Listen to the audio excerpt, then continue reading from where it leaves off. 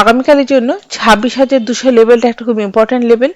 Nifty যদি by chance এই 26,200 লেভেলটাকে hold করে, সেই ক্ষেত্রে আমরা একটা বাই ইনিশিয়েট করতে পারি। কিন্তু বাই ইনিশিয়েট করার জন্য নিফটিতে অবশ্যই 26,230 এই লেভেলটাকে নিফটিকে ব্রেক করতে হবে, এবং তারপরে যদি পুল ব্যাক আসে তাহলেই আমরা 26,200 কাছে নিফটিতে একটা বাই ইনিশিয়েট করতে পারি।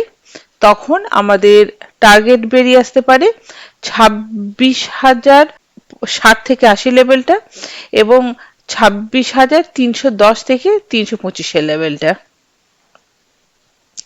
আবার 26,100 এবং 26,060 এই দুটো লেভেলে কিন্তু আমাদের বাই এন্ড ডিপের লেভেল, কারণ এই লেভেল দুটো থেকে বা এই লেভেলের মাঝখানে যে কোনো একটা জায়গা থেকে নিফটিতে ডাউন সাইড থেকে একটা ইউটার্ন আমরা দেখতে পেতে পারি।